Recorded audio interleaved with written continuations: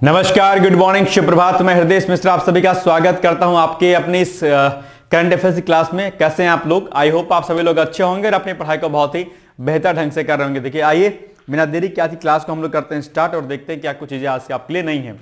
उसके पहले हमने कल आपसे प्रश्न पूछा था, लेकिन बहुत कम लोगों ने उत्तर दिया था। पुनः से मैं आपसे अपेक्षा करता हूं कि इसका उत्तर दीजिएगा आप लोग, ठीक है? कि अंडर 19 वर्ल्ड कप 2026 के फाइनल में भारत ने कितने रन से जीत दर्ज की है, ठीक है?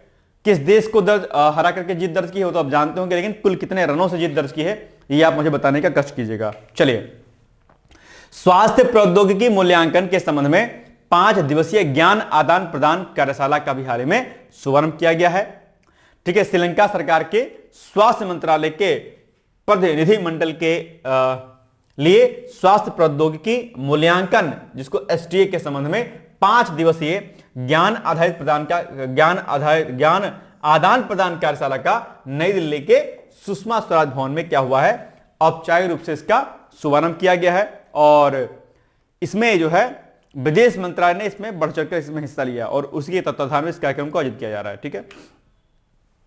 लेकिन इस कार्यशाला का उद्देश्य क्या है, यह भी महत्वपूर्ण है आपके लिए, ठीक है?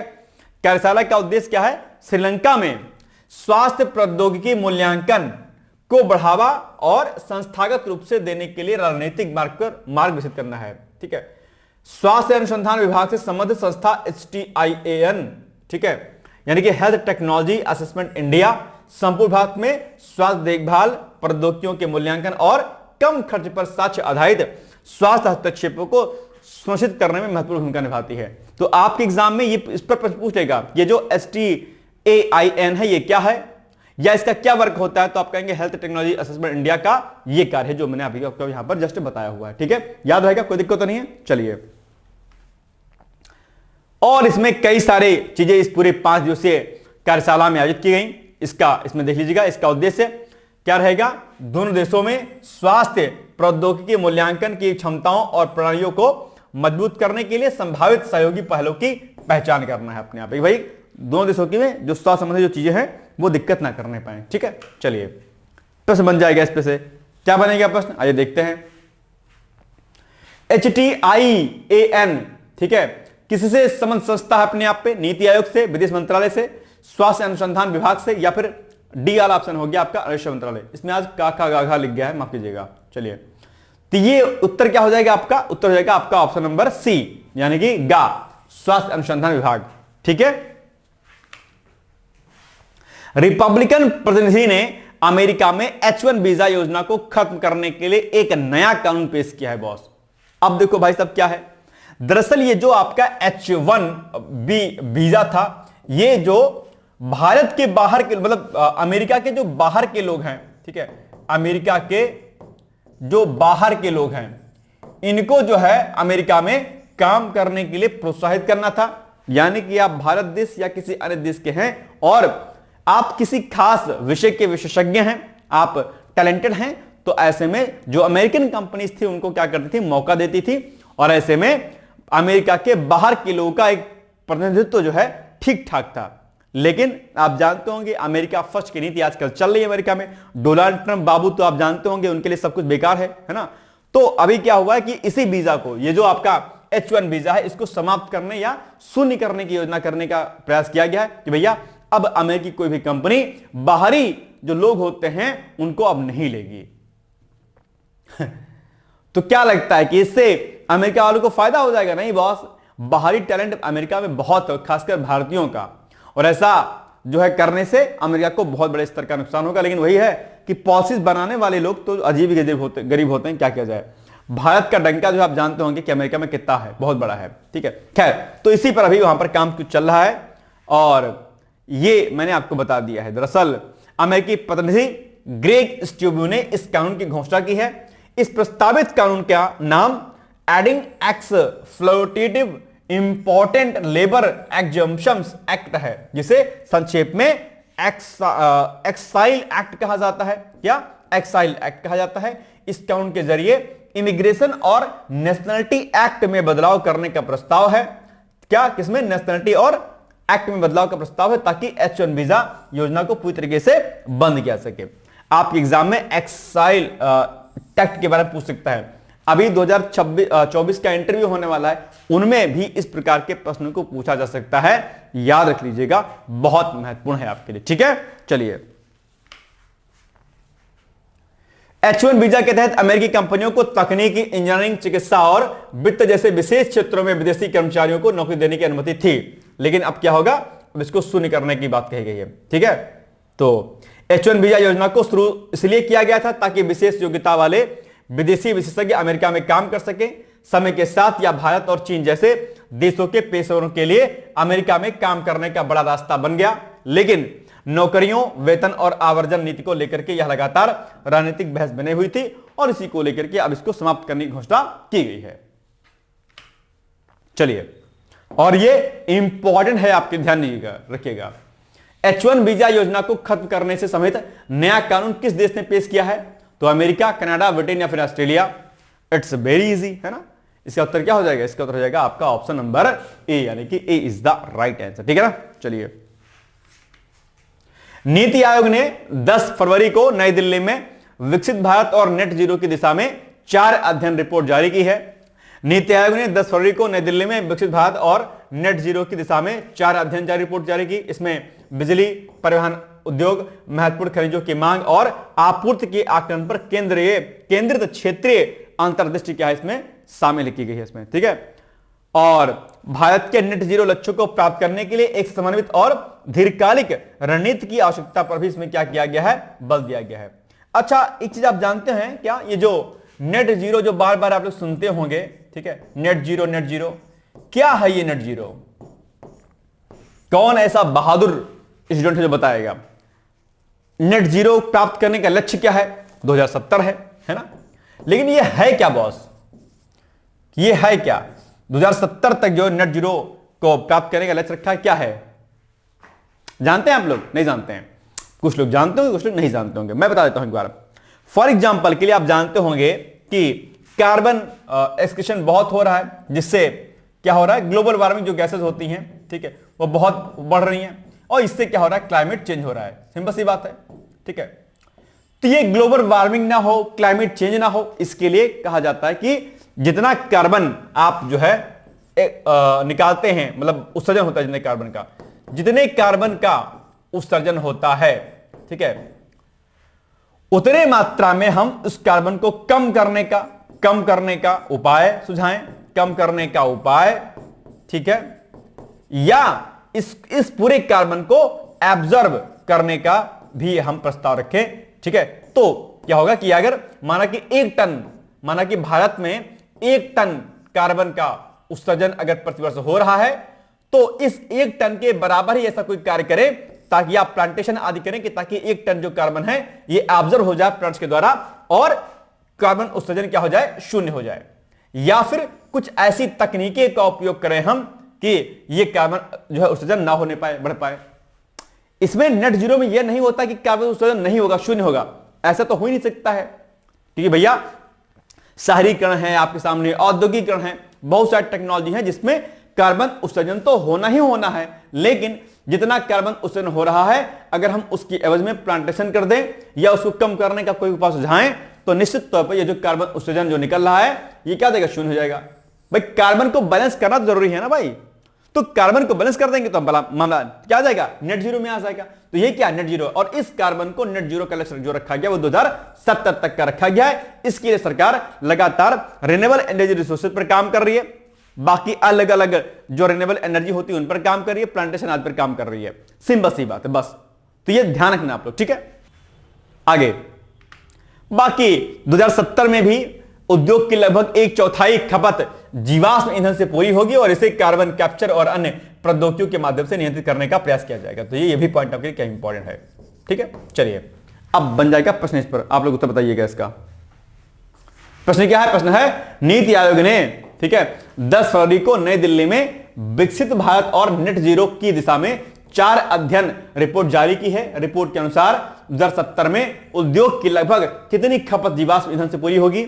आधी, 1/4 या फिर पूरी? आधी, 1/3, 1/4 या फिर पूरी? क्या हो जाएगी? 1/4 होगा ना, शायद सी वाला होगा, है ना। सी इज द राइट आंसर। देखते हैं, बिल्कुल सही बात है। चलिए वार्षिक राष्ट्रव्यापी सामूहिक औषधि वितरण अभियान का शुभारंभ अभी हाल ही में जो है केंद्रीय स्वास्थ्य मंत्री जेपी नड्डा जी ने 10 फरवरी को नई दिल्ली में किया हुआ है और वीडियो कॉन्फ्रेंस के जरिए वार्षिक राष्ट्रव्यापी सामूहिक औषधि वितरण कार्यक्रम का शुभारंभ किया गया। इसका उद्देश्य 12 प्रभावित राज्यों में लिम्फेटिक फाइलोरोसिस का उन्मूलन करना है और वर्ष 2027 तक इस बीमारी को समाप्त करने के लिए सरकार की अटूट प्रतिबद्धता को दोहराया जाता है। ध्यान दीजिएगा, एक बात और आपके लिए महत्वपूर्ण है इसमें, गवर्नमेंट ऑफ इंडिया ने यानी कि भारत सरकार ने, ठीक है, भारत, इसको अच्छे से लिख देते हैं थोड़ा सा,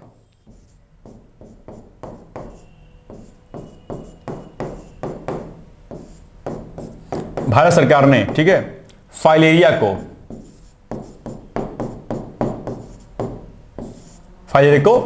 2030 तक जो है खत्म करने का, इसके उन्मूलन का, फाइलेरिया के उन्मूलन का लक्ष्य जो है, का लक्ष्य कब तक रखा है? 2030 तक रखा है। लेकिन अभी सरकार ने इस, अच्छा ये लक्ष्य जो है संयुक्त राष्ट्र का भी है अपने आप पे, ठीक है, तो इस लक्ष्य के 3 साल पहले ही यानी कि 2027 में ही दरअसल फाइलेरिया के उन्मूलन का लक्ष्य जो है सरकार ने रखा हुआ है। ये बड़ी बात है। बाकी रही बात आपके जो है फाइलेरिया की, आप जानते होंगे फाइलेरिया दरअसल एक प्रकार के मच्छर से काटने से फैलता है, ठीक है। इसमें एक जो कि खास कीड़े से होता है फिजिकली, तो कीड़े से संक्रमित अगर ये मच्छर होता है तो फिर मच्छर क्या काटेगा? किसी आदमी को काटेगा, ठीक है, किसी आदमी को काटेगा, ठीक है, और बस जैसे वो आदमी को काटेगा खट से भैया इसको हो जाएगा, वो इसमें एक इसके जो है बॉडी में स्वेलिंग आ जाएगी, सूजन आ जाएगा, ठीक है, बुखार आ जाता है कई बार, और कई बार दिक्कत कर जाती है अपने आप में, ठीक है। तो ये कुछ इसके सिम्टम्स होते हैं, आप लोग पढ़ लीजिएगा। हाथी क्या बोलते हैं इसको? हाथी पांव से कुछ करके कुछ बोलते हैं इसको, है ना, ध्यान दीजिएगा। बॉडी फूल जाती है फाइलेरिया में, देखा होगा आप लोगों ने, सम होता है ना। चलिए, इसके लिए अपने आसपास साफ सफाई रखिए, आप मच्छर आदि ना उत्पन्न होने पाए, ठीक है। Awareness is very very most important. जैसे अभी एचओ की एक नई वैकेंसी आई हुई है। अब एचओ का काम क्या है? अवेयरनेस फैलाना, सुई घोंपना नहीं है, ठीक है। भले ही मेडिकल ऑफिसर की पोस्ट है अपने आप में, हेल्थ एजुकेशन ऑफिसर की पोस्ट है, बट एजुकेशन है, हेल्थ एजुकेशन, हेल्थ को लेकर के लोगों को प्रमोट करना है, एजुकेट करना है, यही काम है एचओ का, ठीक है। तो अगर जैसे कहते हैं ना कि बीमारी जो होती, जो डिजीज होती है, वो डिजीज हम आसानी को उत्पन्न होने के बाद हम उसको सही कर सकते हैं। अगर डिजीज को लेकर के लोगों में जागरूकता अगर है तो उसके पहले ही हम उसको वाइंड अप कर सकते हैं, वह उठेगी, डिजीज उठेगी नहीं ऊपर, सिंपल सी बात है। तो ये बातें भी आपको विशेष तौर पर क्या करनी है, ध्यान रखनी है, ठीक है। चलिए, तो ये सारी बातें यहां पर लिखी गई हैं। फाइलेरिया मुक्त भारत का लक्ष्य प्राप्त करने के लिए सभी सक्रिय भागीदारी के साथ समग्र सामाजिक दृष्टिकोण अपनाने का आह्वान किया गया अपने आप पे, ठीक है। तो ये सारी बातें इसमें लिखी गई हैं, ठीक है। और वार्षिक राष्ट्रव्यापी सामूहिक औषधि वितरण अभियान भारत की लिम्फेटिक फाइलेरिया उन्मूलन रणनीति का मुख्य घटक है, जिसे स्वास्थ्य एवं परिवार कल्याण मंत्रालय के तहत राष्ट्रीय वेक्टर जनित रोग नियंत्रण केंद्र चलाता है अपने आप में, ठीक है, ध्यान दीजिएगा। यह कार्यक्रम घर घर जाकर के फाइलेरिया विरोधी दवा वितरण पर केंद्रित है, ताकि यह सुनिश्चित किया जा सके कि इस बीमारी से पीड़ित हर व्यक्ति इस रोग को फैलने से रोकने के लिए निर्धारित दवा का सेवन कर सके अपने आप पे, ठीक है। चलिए, और आप जानते होंगे जैसे कि अभी हमने आपको बताया कि ये जो लिम्फेटिक फाइलेरिया है, इसको दरअसल आमतौर पर हम हाथी पांव के रूप में जानते हैं अपने आप पे, ठीक है। क्योंकि हाथी पांव क्या मोटे मोटे होते हैं, बॉडी आपकी फूल जाती है, मोटी हो जाती है ना, पैर में सूज जाते हैं, स्वेलिंग हो जाती है उसमें। ये जो है दरअसल संक्रमित मच्छरों के फैलने से एक परजीवी रोग है। या लिम्फोएडेमा अंगों की सूजन और हाइड्रोसील अंडकोश की सूजन जैसी शारीरिक दिव्यांगताओं को जन्म दे सकता है और प्रभावित लोगों और परिवारों पर दीर्घकालिक बोझ डाल सकता है अपने आप पे, ठीक है। बाकी यहां पर सेम पॉइंट वही है। फाइलेरिया यानी कि लिम्फेटिक फाइलेरियोसिस एक परजीवी रोग है जो मच्छरों के काटने से फैलता है। यह रोग मुख्य रूप से हाथी पांव सूजन, विकलांगता और सामाजिक आर्थिक समस्याएं पैदा कर सकता है अपने आप पे, ठीक है। 2030 तक का इसका लक्ष्य रखा गया है, लेकिन अभी हमने जो है इसको क्या किया है, फिलहाल के लिए 2027 से रखा, 3 साल पहले 2027, ठीक है। और यह लक्ष्य WHO के 2030 के लक्ष्य के अनुरूप है। सॉरी, मैंने संयुक्त राष्ट्र कहा था, संयुक्त राष्ट्र नहीं होगा, बल्कि WHO का जो लक्ष्य रखा गया 2030 का, उसी के अनुरूप है। बल्कि WHO के लक्ष्य से 3 साल पहले ही इसको पूरा कर लिया जाएगा, ठीक है। बस बाकी सब काम आप देख लीजिएगा एक बार, ठीक है। चलिए बताइए, HCO वाला जो एग्जाम देंगे उसमें इस प्रकार के प्रश्न खूब पूछे जाएंगे, आप लोग इसको रेडी कर लीजिएगा। लिम्फेटिक फाइलेरिया को आमतौर पर किस नाम से जाना जाता है? तो डेंगू के नाम से, मलेरिया के नाम से, हाथी पांव के नाम से, या फिर कालाजार के नाम से। ये कालाजार में भी खूब प्रश्न बनता है। कालाजार हो गया, मलेरिया हो गया, डेंगू, इन पर खूब प्रश्न बनता है, इनको रेडी कर लीजिएगा। इसको किस नाम से जानेंगे? इसको जानेंगे भाई साहब हाथी पांव के नाम से, यानी कि सी इज द राइट आंसर। ठीक, चलिए। पीसीएस 2026 प्रीलिम्स का बैच चल रहा है, आप लोग जानते हो कि लगातार मैं आप लोगों को बता ही रहा हूं। आप चाहें तो इस कोर्स को ज्वाइन कर सकते हैं। इसमें video lecture, mentorship, guided mentorship programme रहेगा, आपका प्रॉपर गाइड किया जाएगा। गूगल मीट के माध्यम से 2 बार आपसे महीने में जुड़ा जाएगा और आपको मेंटर किया जाएगा। 2500 इसका प्राइस है स्टार्टिंग के 500 स्टूडेंट्स के लिए, जिसके लिए कूपन कोड लगाना पड़ेगा आपको पीसीएस 2000। इस कोर्स को अगर आपको लेना है तो उसके लिए आप हमें दिए गए नंबरों पर आप मुझसे संपर्क कर सकते हैं। ठीक है, ये सारे नंबर आपको यहां पर लिखे गए हैं। चलिए, अब केंद्रीय बजट 26-27 भारत सरकार ने अपने डिजिटल समृद्धता और वैश्विक इलेक्ट्रॉनिक्स आपूर्ति श्रृंखला में अपनी स्थिति मजबूत करने के लिए सेमीकंडक्टर क्षेत्र को सर्वोच्च प्राथमिकता दी है और 1 फरवरी 2026 को प्रस्तुत बजट में इंडिया सेमीकंडक्टर मिशन के लिए एक रिकॉर्ड धनराशि का प्रावधान किया गया है। 8 फरवरी 2026 को वित्त मंत्रालय और मिटी द्वारा साझा किए गए विवरणों के अनुसार यह आवंटन भारत को दुनिया के सेमीकंडक्टर हब के रूप में स्थापित करने के लिए विजन का हिस्सा है। आप जानते होंगे कि सेमीकंडक्टर के लिए लगातार सरकार अपने देश के साथ साथ में जो है अलग देशों में सबमिट कर रही है और अभी हाल ही में देखा आपने कि सेमीकंडक्टर के लिए भारत सरकार ने जापान के साथ में एक समझौता ज्ञापन पर साइन किया हुआ था। याद है आप लोग को? सेमीकंडक्टर का इस्तेमाल आप जितने भी इलेक्ट्रॉनिक्स गैजेट देखते हैं उसमें इसका प्रयोग किया जाता है और सरकार का लक्ष्य है कि हम सेमीकंडक्टर में जो है क्या हो, आत्मनिर्भर हो जाएं। ठीक है, इसके लिए बजट में खूब सारा पैसा दिया गया है। वही सारी बातें यहां पे लिखी गई हैं, ज्यादा एक्स्ट्रा को दिमाग नहीं लगाना है। ठीक है, इसमें लगभग 25,000 करोड़ रुपए का आवंटन किया गया है भाई साहब। ठीक है, तो ये खास बात है अपने आप में। ठीक है, और इसके अलावा अलग अलग स्टेट गवर्नमेंट भी सेमीकंडक्टर को लेकर के अलग अलग प्रकार की जो है योजनाएं चला रही हैं। ठीक है, चलिए, बस और कुछ इसमें ज्यादा अब इसको आप छोड़ सकते हैं। ऐसे अगर आप नोट्स बना रहे हो तो इसको आप छोड़ सकते हैं। ऊपर के जो मैंने 2-3 पॉइंट जो बताएं उसको आप लिख करके छोड़ सकते हैं। ठीक है, ये तो मैंने डिटेल्स में डाल देता हूं ना कि ताकि आपको दिमाग पर रहे कि हाँ भाई कुछ पढ़ा है आपने। ठीक है, चलिए, और ये सब पॉइंट लिखा है भाई कि क्या क्या इसका उद्देश्य है, कैसे कैसे क्या कुछ करना है, सारी बातें यहां पे लिखी गई हैं। आप चाहते इसको छोड़ सकते हैं। ठीक, उसमें कोई दिक्कत नहीं है। चलिए, अब बताइए प्रश्न इस पर क्या हो जाएगा उत्तर। पढ़िए, केंद्रीय बजट 2026-27 और हाल ही में इलेक्ट्रॉनिक्स एवं सूचना प्रौद्योगिकी मंत्रालय द्वारा घोषित सेमीकंडक्टर इकोसिस्टम के लिए निधि वितरण के संदर्भ में निम्नलिखित कथनों पर विचार कीजिए। ठीक है, तो बजट 26-27 में इंडिया सेमीकंडक्टर मिशन के लिए बजटीय आवंटन में पिछले वर्ष की तुलना में महत्वपूर्ण वृद्धि की गई है। ठीक है, आवंटित निधियों का एक बड़ा हिस्सा विशेष रूप से सेमीकंडक्टर फैब इकाइयों की स्थापना और डिजाइन लिंक्ड इंसेंटिव योजना के लिए निर्धारित किया गया है। भारत सेमीकंडक्टर मिशन का प्राथमिक उद्देश्य केवल घरेलू मांग को पूरा करना है और इसमें निर्यात की कोई योजना शामिल नहीं है। क्या हो जाएगा? ये तो मुझे नहीं लग रहा है। 1 और 2 लग रहा है, संभवतः जो है इसमें ए होना चाहिए, है ना? देखते हैं, बिल्कुल सही बात है, ए होगा। क्यूसानूर फॉरेस्ट डिजीज भाई साहब चर्चाओं में भी रही है।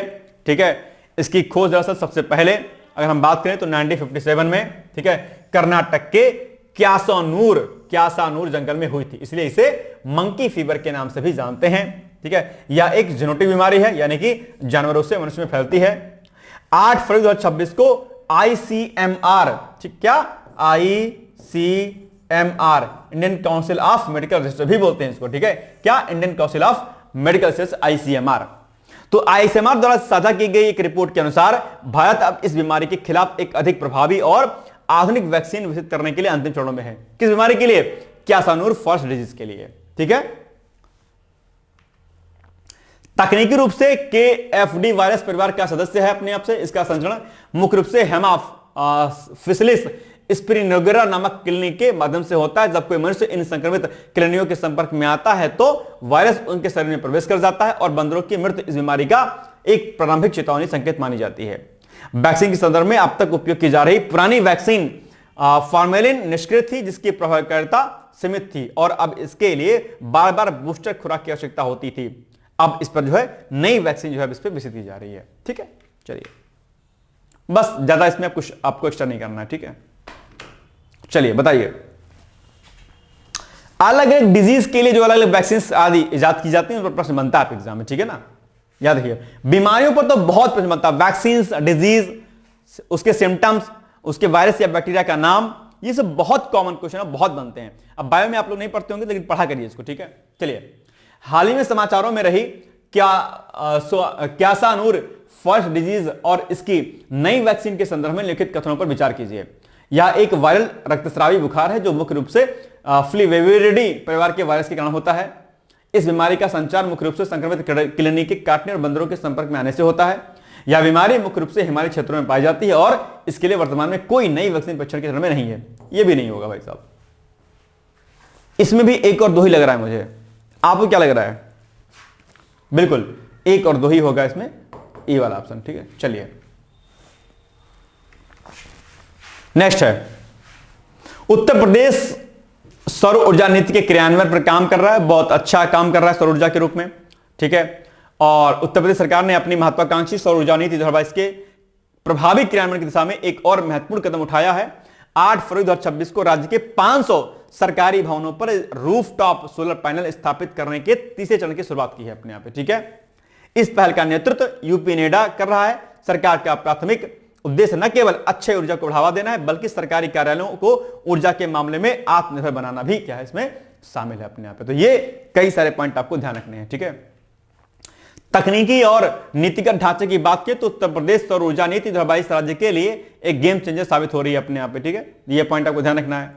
और इस नीति का कुल लक्ष्य वर्ष 2026-27 तक कितना 22,000 मेगावाट सौर ऊर्जा प्राप्त करना है और इसमें 14,000 मेगावाट सोलर पार्क के माध्यम से 6,000 मेगावाट आवासीय और सरकारी रूफटॉप सोलर के माध्यम से और 2,000 मेगावाट कृषि क्षेत्र के माध्यम से उत्पादित करने की योजना है।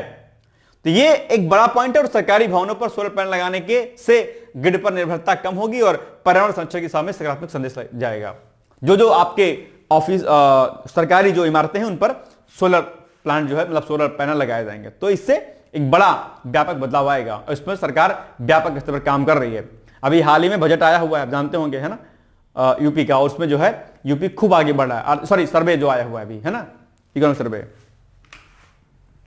बस बाकी इसमें अलग अलग चरण इसके हैं, उन अलग अलग चरणों के बारे में इसमें सब बातें की गई है कि भाई तीसरे चरण में क्या होगा। इसमें विशेष रूप से ब्लॉक मुख्यालयों, स्वास्थ्य केंद्रों और दूरस्थ क्षेत्रों के सरकारी स्कूलों को शामिल किया गया है। इससे इन संस्थाओं की परिचालन लागत में भारी कमी आएगी और इसके अतिरिक्त उत्तर प्रदेश ने अयोध्या, वाराणसी जैसे शहरों को मॉडल सोलर सिटी के रूप में विकसित करने का भी कार्य तेजी कर दिया है अपने आप पे, ठीक है।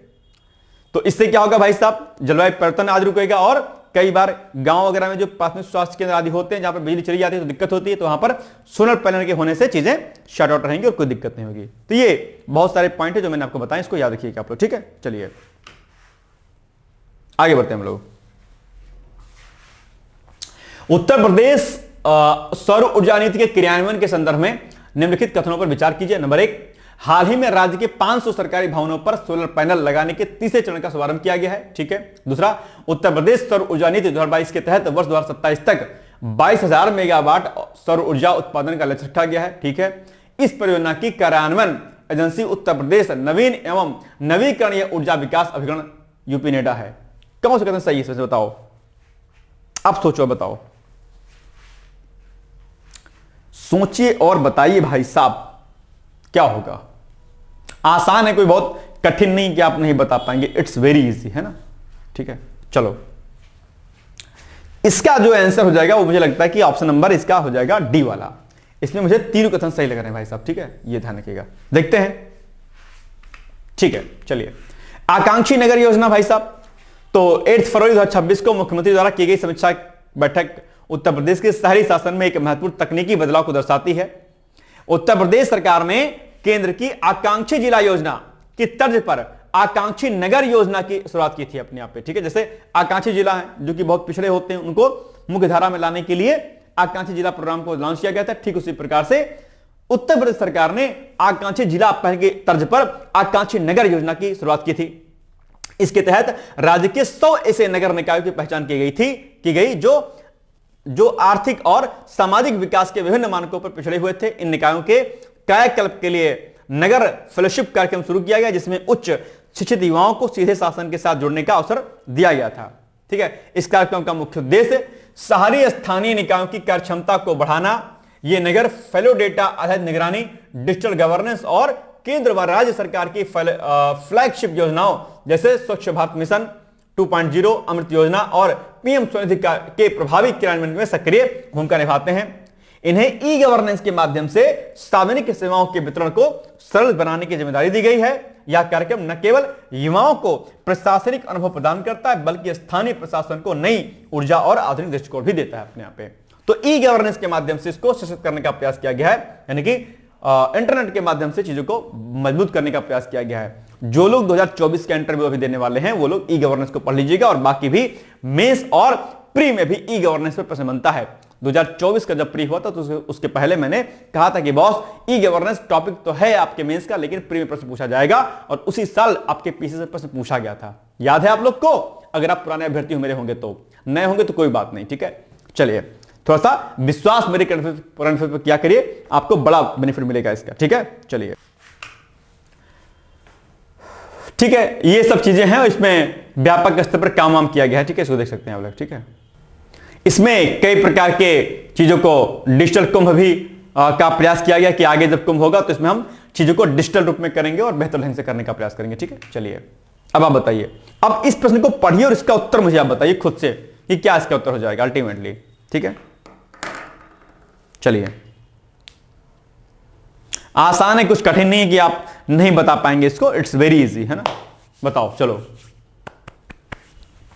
थोड़ा सा मेहनत करना सीखिए आप लोग, है ना।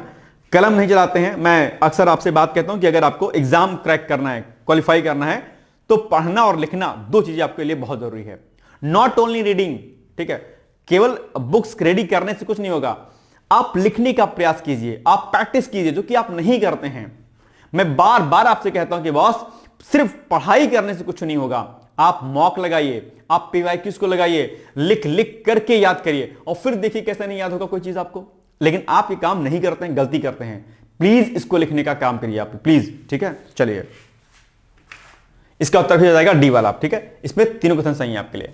चलिए अब आज के लिए आपके लिए प्रश्न है, लिम्फेटिक फाइलेरियोसिस किसके द्वारा फैलता है, ये आप मुझे कमेंट करके बताइएगा। इसका उत्तर बहुत आसान सा है। और आज आपके लिए प्रश्न है कि मच्छर लिम्फेटिक फाइलेरियोसिस को भारत में एक प्रमुख सार्वजनिक स्वास्थ्य समस्या क्यों माना जाता है। अरे यार इसको हटा दीजिए, सॉरी ये नहीं होगा, ठीक है। इसके सामाजिक आर्थिक प्रभाव की चर्चा करते हुए फाइलेरिया मुक्त भारत अभियान की रणनीतियों का मूल्यांकन कीजिए। तो इसको आप साइंस एंड टेक में ले सकते हैं और वहां पर आप इसका उत्तर दे सकते हैं, ठीक है भाई। कल हमने प्रश्न सुप्रीम कोर्ट वाले में पूछा था कि भाई बताओ क्या क्या चीजें इसमें है, तो बड़ा अच्छा पॉइंट इसमें हम लिखा है, ये आप इसको एक बार पढ़ लीजिएगा और इसको अच्छे से करिएगा, ठीक है। क्योंकि बहुत अच्छा ये प्रश्न था जो कल हमने आपको दिया था, ठीक है। ये प्रश्न था आपका कि हालिया एक महत्वपूर्ण निर्णय में सुप्रीम कोर्ट ने स्पष्ट किया है कि किसी भी महिला, विशेषकर नाबालिग को उसकी इच्छा के विरुद्ध गर्भावस्था जारी रखने के लिए मजबूर नहीं किया सकता है। इस कथन के आलोक में यह निर्णय महिलाओं के प्रजनन अधिकार और व्यक्तिगत स्वायत्तता को किस प्रकार से जो है सुदृढ़ करता है। तो ये एक खास बात है जिसको आपको पढ़िएगा, और डेफिनेटली यहां से इंटरव्यू में भी प्रश्न पूछे जाने की संभावना बनी है इसके लिए, ठीक है। तो इसको आप रेडी कर लीजिएगा।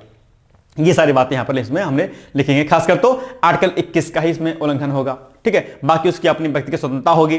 कल मैंने आपको समझाया था कि अगर बिलो 18 कोई लड़की है और अगर वो प्रेग्नेंट हो गई तो इसका मतलब बिल्कुल नहीं होता है कि उसके साथ रेप किया गया, जबरदस्ती किया गया है। उसकी अपनी इच्छा भी हो सकती है। 18 से कम उम्र के बच्चे कोई नादान नहीं होते हैं। वो एक अलग बात है कि हमने एक क्राइटेरिया फिक्स कर दिया कि 18 से नीचे जो है बच्चे नहीं होंगे, नाबालिग मतलब नाबालिग में आएंगे।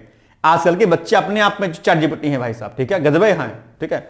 उनके सामने आप टिक नहीं सकते था, खतरनाक बोलते हैं, ठीक है भाई साहब। 2.5 साल का बच्चा इतना गजब खेल खेलता है कि क्या बताऊं मैं। तो आपके आज के बच्चे ना पैदा होते ही कंप्यूटर पैदा होते हैं अपने आप पे, गजब होते हैं, दिमाग बहुत है। मुझे तो लगता है कि नाबालिग का दर्जा जो है इनको माइनस और बिलो करना चाहिए, है ना, क्योंकि अब बहुत स्मार्ट हो गए हैं बच्चे, ठीक है। हम लोग तो घोंगा बसंत थे, लेकिन आज के बच्चे बड़े स्मार्ट हो गए हैं। लेकिन आजकल के बच्चे खाली कंप्यूटराइज स्मार्ट है, बाकी स्मार्ट नहीं है। हम लोग पारंपरिक रूप से स्मार्ट थे, नहीं हर मामले में सिंसियर थे हम लोग। आज के बच्चे सिंसियर नहीं होते हैं, टेक्नोलॉजिकल होते हैं बट सिंसियर नहीं होते हैं अपने लक्ष्य को प्रति, ठीक है। खैर एनीवेज, तो ये सारी चीजें आप एक बार पढ़ने का प्रयास कीजिएगा। बाकी पीसीएस का एडवर्टाइजमेंट है, आप लोग चाहें तो हमारे पीसीएस के कोर्स में, लोअर पीसीएस के कोर्स में, बीओ के बैच में, लेखपाल के बैच में, हाईकोर्ट आरओ के बैच में, यूपीएससी आरओ 2026 के बैच में, आप किसी भी कोर्स में आप एनरोल हो सकते हैं। उसके लिए आप दिए गए नंबर पर संपर्क कर सकते हैं। और पीसीएस का 2026 का फाउंडेशन बैच भी चल रहा है, अभी आपके पास टाइम है, आप चाहें तो सारी चीजें यहां पर पढ़ लीजिए और उसके बाद जो है आप हमें कॉल मैसेज करके आप इंफॉर्मेशन ले सकते हैं, ठीक है। तो आज के लिए बस इतना ही, बाकी हम लोग मिलेंगे अगली क्लास में। तब तक के लिए आप पढ़ते रहिए, मस्त रहिए, व्यस्त रहिए, यूं ही मुस्कुराते रहिए। बहुत बहुत धन्यवाद आप सभी लोगों का, ऑल द बेस्ट है। Thank you so much, bye bye, take care, thank you. क्या आप लोक सेवा आयोग उत्तर प्रदेश की ROA परीक्षा में सफल होकर सचिवालय में समीक्षा अधिकारी जैसे प्रतिष्ठित पद पर चयनित होना चाहते हैं? क्या आपके पास व्यस्त दिनचर्या या व्यक्तिगत परिस्थितियों के कारण नियमित पढ़ने के लिए समय की कमी है, इसलिए एक दिन में आप 8 से 10 घंटे नहीं पढ़ सकते हैं? क्या आपका संकल्प है कि सचिवालय में समीक्षा अधिकारी बनना ही बनना है और आप उसके लिए सही मार्गदर्शन की तलाश कर रहे हैं? यदि आपके इन तीनों प्रश्नों के उत्तर हाँ हैं, तो आपकी खोज अब समाप्त होती है और आपके सपने को साकार करने के लिए आगामी समीक्षा अधिकारी परीक्षा की सुव्यवस्थित तैयारी हेतु D-Code एग्जाम लाया है अभ्युदय बैच। अभ्युदय बैच में आपको आगामी ROA परीक्षा के प्रारंभिक और मुख्य परीक्षा के पूरे पाठ्यक्रम को अभी से एक साथ बहुत ही बेसिक लेवल से video lecture, PDF notes, test series और उत्तर लेखन कार्यक्रम के माध्यम से पूरे विस्तार से पूर्ण कराया जाएगा। हमारे अभ्युदय बैच की सबसे बड़ी विशेषता है कि इसमें साप्ताहिक टारगेट्स के अनुसार कम से कम 5 घंटे भी पढ़कर कोई अभ्यर्थी पूरा पाठ्यक्रम अच्छे से तैयार करके परीक्षा में सफलता अर्जित कर सकता है। अभ्युदय बैच में अनुभवी और समर्पित शिक्षकों द्वारा आधारभूत मानक पुस्तकों एवं स्रोतों पर आधारित पाठ्य सामग्री उपलब्ध कराई जा रही है, जिससे पाठ्यक्रम को सभी आयामों से कवर किया जा सके। इस बैच में पाठ्यक्रम को इस विस्तार से पढ़ाया जा रहा है कि इसमें प्रवेश लेकर आप न केवल ROA परीक्षा बल्कि अन्य कई समकक्ष परीक्षाओं को भी एक साथ ही टारगेट कर सकते हैं। यानी इस परीक्षा के पाठ्यक्रम में सम्मिलित सामान्य अध्ययन, सामान्य ज्ञान, सामान्य हिंदी व्याकरण, रीजनिंग, मैथ, हिंदी आलेखन, निबंध आदि के विस्तृत अध्ययन से आप पूर्ण आत्मविश्वास से किसी भी परीक्षा में सफलता प्राप्त कर सकते हैं। उत्तर प्रदेश की PCS प्रारंभिक परीक्षा में भी इस बैच को पढ़कर सफलता प्राप्त की जा सकती है। इस बैच में निर्धारित लक्ष्य के अनुसार एक सप्ताह में मात्र 18 से 20 वीडियो लेक्चर देखने होते हैं, जो आप प्रतिदिन 4 से 5 घंटे का समय निकालकर आसानी से पढ़कर तैयार कर सकते हैं। ये बैच ऑनलाइन जरूर है, परंतु इस बैच में छात्रों और शिक्षकों के बीच सीधे संवाद के लिए प्रक्रिया निर्धारित है, जिससे अभ्यर्थी अपनी शंकाओं का व्यक्तिगत समाधान प्राप्त कर सकते हैं। आपके संकल्प को सिद्धि तक पहुंचाना ही अभ्युदय बैच की आधारभूत संकल्पना है। हमारा ये आत्मविश्वास संस्थान के 5 वर्षों की कठिन साधना की परिणति है। D-Code एग्जाम संस्थान अपने 5 वर्षों के सफर में ROA परीक्षा में 45 से अधिक चयन सुनिश्चित करवाकर एक विश्वसनीय संस्थान के रूप में विख्यात है। इसलिए बिना किसी संशय की पूर्ण विश्वास के साथ आप भी हमसे जुड़कर अपनी सफलता का नया अध्याय लिख सकते हैं। इस बैच से जुड़ने के लिए हमारे संस्थान के नंबर 8604409201 अथवा 9506742546 पर व्हाट्सएप या कॉल करके बैच की पूरी जानकारी प्राप्त की जा सकती है। अभी 500 शुरुआती छात्रों को विशेष छूट भी प्रदान की जा रही है, इसलिए इस अवसर का लाभ उठाने के लिए अतिशीघ्र प्रवेश लेकर अभ्युदय बैच से जुड़े। प्रवेश के लिए अभी संपर्क करें और शुल्क में छूट प्राप्त करें।